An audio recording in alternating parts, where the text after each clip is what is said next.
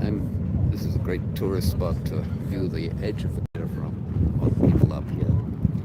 So let's take a look at the do a panorama here of the scope and the size of this volcano and the calderas there. Now this floor here that we're looking at has come up about 200 feet since the beginning of the episodes at Christmas Day 2024. Billions of tons of lava coming out. And over here we can see the top of the plume, which is peaking at around 400 feet right now. Let's see if we can zoom in on it a little bit. But actually before well, there we go. Yeah, you can see the tooth rising in the there we go. So all of that is the condensing of the lava into lava rock, but actually highly aerated rock, so that it comes out as like well, they call it Pelle's hair, but if I point the camera at the ground here, you can check it out.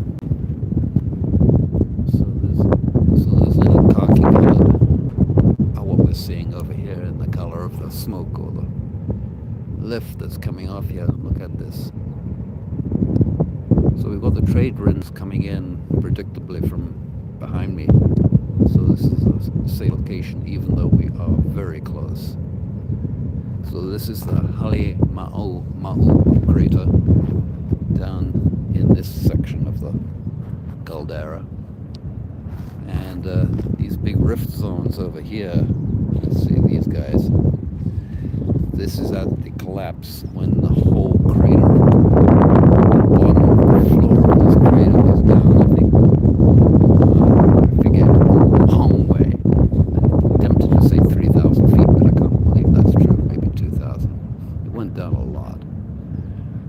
And I think that was like 2019 or so. So in the last 6 years, especially this series of eruptions have brought it up a lot. So over behind me now, all covered in cloud, is Mauna Loa, but we can still see Mauna Kea over here. So both of these are around 14,000 feet. They're just a few feet under 14,000 feet. Both of these volcanoes, or the previous eruptions and previous sequences, and I love hiking up there. In fact, I'm writing a book right now, High Altitude Hiking the Hawaiian Manas, and the book is about the many hikes that I've done up here, hundreds. I mean, up there, behind me, up Mauna Loa, Mauna Kea, and the techniques that I got in all sorts of weather conditions, from sunny, nice days like today, where it just comes in and next thing you know, you've got hail bouncing all around you. Weather can change very rapidly, to the point where I got so familiar with being up there, I geared up for it, and I go up there with crampons in the winter when there's ice and snow up there, and hike up there. But let's take a look at this again. Episode 32, September the 2nd, and we're live now. Yeah, hey guys, good to see you. Be sure to subscribe and check in some more of the stuff that I've been constantly doing. And the book I'm writing, High Altitude Hiking the Hawaiian Manas, is really it's a personal development book based on decades of my work with private work with sound healing and using electrical healing, and understanding at a very deep level how the body works, and I was all influenced by all of these very subtle energies. In fact, I'm writing a chapter right now on the telluric forces in the planet, and especially up in these sort of zones where you've got tremendous electrical changes, magnetic changes in the readings across an episode like or across a geological feature like this. And if you look at those cracks over there,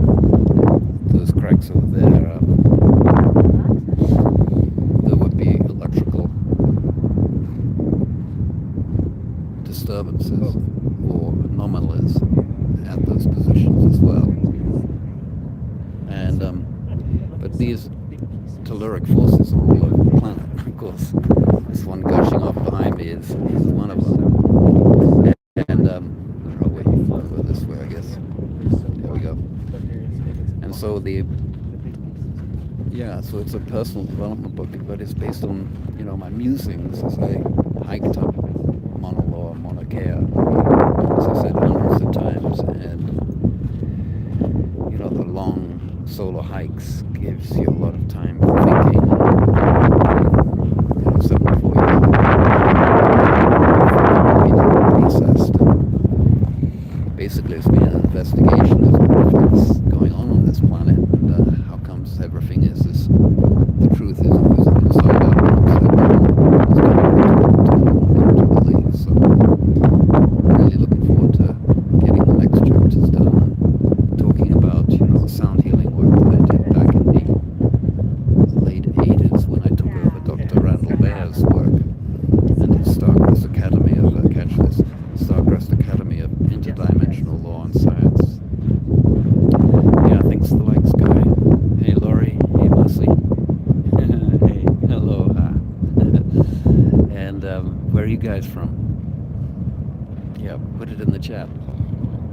And so the work I've been doing with electrical medicine has really moved to another level of understanding how the body is kind of like a computer, and everything is, when you get tired, your electrical energy drops off, and so how to get the body back into energy or back into alertness, pain-free, using electrical medicines. And it was based on a huge case history of 18,255 people back in the 80s that got hit, and I happened to get some of the equipment used and started exploring with it myself, and then on with my clients.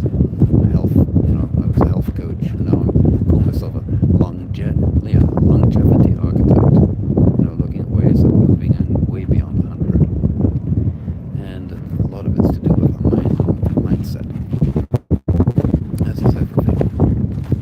So yeah, guys, I'm going to tail on out here, and great to see you. Thanks for dropping by, and be sure to subscribe, and I'll take you over to the other side, over here. And if you look at the previous videos, I've been on this side and location up there, and so I've been doing a circuit around today. Mahalo. Kabam. BenedickHoward.com. Be sure to like and subscribe.